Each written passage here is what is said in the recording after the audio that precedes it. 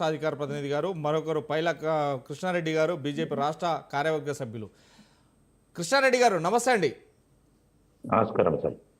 ఇప్పుడు phone tapping అనేది 2 రాష్ట్రాల లోపల చర్చనీయంగా మారిందండి. ఎందుకంటే తన చెల్లెళ్ళ ఫోన్ ట్యాపింగే అన్నలు చేశారనే ఉత్కంఠ మాత్రం రేగుతుంది.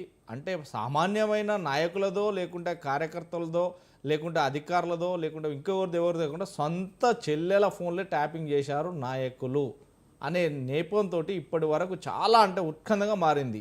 మొత్తం మీద పెన్ డ్రైవ్లు, కానీ వేలాది పెన్ డ్రైవ్ల లోపల వారిని స్టోరేజ్ చేసి రికార్డ్ చేశారు. ఆ పెన్ డ్రైవ్లు ఏమై ఉంటాయి, మొత్తం మీద ఇప్పుడు సిట్ అధికారుల దగ్గర మాత్రం అంత సమాచారం ఉంది. ఒక్కొక్కరి దగ్గర నుంచి కూడా వాంగ్మూలాలు సేకరిస్తున్నారు. ఈ నేపథ్యంలో సొంత చెల్లెల ఫోన్ ట్యాపింగ్ చేయడానికి ఈ ఉత్కంఠలకు ఎలా అనిపిస్తుంది? సార్, ముందుగా మీకు, స్వతంత్ర టీవీ వీక్షకులకు, అలాగే ఈ చర్చా వేదికలో పాల్గొంటున్న పెద్దలకు, వివిధ పార్టీ నాయకులకు అందరికీ శుభ సాయంత్రం తెలియజేసుకుంటూ, ముఖ్యంగా ఫోన్ ట్యాపింగ్ అనేది కాంగ్రెస్ పార్టీ ప్రభుత్వం అధికారంలోకి వచ్చిన రోజు నుంచి మొదలు పెట్టింది, కానీ దాంట్లో స్పష్టత రావట్లేదు.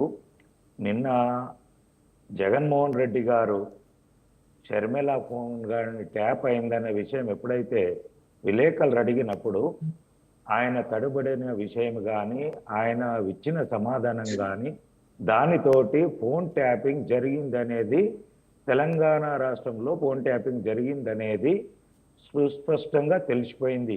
ఇక్కడ ట్యాప్ చేసి కూడా జగన్మోహన్ రెడ్డి గారికి పార్టీ వ్యతిరేకంగా ఉన్న వ్యక్తులు ఎవరన్నా, ఆంధ్ర వాళ్ళు, ఇక్కడ ఎవరన్నా టీడీపీ తరపున తెలంగాణలో పనిచేస్తున్న వాళ్ళవి కూడా ట్యాప్ చేసి అక్కడికి పంపించేసి జగన్మోహన్ రెడ్డి ద్వారా కొన్ని రాజకీయ కక్షలు తీర్చుకున్నారనేది సుస్పష్టము. ఇవాళ ఇందాక కూడా గోనప్రకాశరావు గారు వాళ్ళు కూడా మాట్లాడుతున్నారు. ఇలా కేటీఆర్ఏ కాదు, ఒక సంతోషరావు గారు కూడా ఇద్దరు కలిసి, అది కేసీఆర్ కు తెలిసి వీళ్ళిద్దరు ఫోన్ ట్యాపింగ్ చేశారు. కవిత గారిది చేశారు, వాళ్ళ పార్టీ ఎమ్మెల్యేలది చేశారు, తెలంగాణలో ఉన్నటువంటి వివిధ పార్టీల ముఖ్యమైన నాయకులందరిది ఫోన్ ట్యాపింగ్ జరిగిందనేది వాస్తవము. ఆ ఫోన్ ట్యాపింగ్ జరిగిన తర్వాత ఎవరిని ఎట్లా భయభ్రాంతులకు గురి చేశారు, ఎవరిని ఎంత ఇబ్బందులు పెట్టారు అనేది సుస్పష్టంగా ఉంది. కాబట్టి దాంట్లో మనము ఇప్పుడు ఇమ్మీడియట్లీ కూడా కాంగ్రెస్ పార్టీ ఇంతగా లేట్ చేయడానికి కారణాలు ఏంటో అర్థం కావట్లేదు. మరి వీళ్ళ ఆధారాలు వాళ్ళ దగ్గర ఉండి వీళ్ళని వాళ్ళు బ్లాక్మెయిల్ చేస్తుందా, కేసులతోటి వీళ్ళు వాళ్ళని బ్లాక్మెయిల్ చేస్తుందా తెలియట్లేదు. సంవత్సరం పైన అయిపోతుంది ఈ ఫోన్ ట్యాపింగ్ వ్యవహారము ప్రజలందరి మధ్యలోకి వచ్చేసి. ఇప్పటి వరకు ఓన్లీ ఇన్వెస్టిగేషన్ అంటున్నారు, కానీ అది ఎంతవరకు వెళ్తుంది, ఏం జరుగుతుంది అనేది తెలియట్లేదు. కాబట్టి భారతీయ జనతా పార్టీ, మా నాయకత్వం కూడా, రాష్ట్ర నాయకత్వము పూర్తి స్థాయిలో టెక్నాలజీ పరంగా కానీ కొన్ని ఏం తీసుకోవాలన్నా, దానికి సంబంధించిన అనుమతులు తీసుకోవాలన్నా కేంద్ర ప్రభుత్వం నుంచి ఉంటుంది. కాబట్టి ఇది వెంటనే సిబిఐకి ఇస్తే కనుక సత్వరంగా దోషులు బయటకు వస్తారు.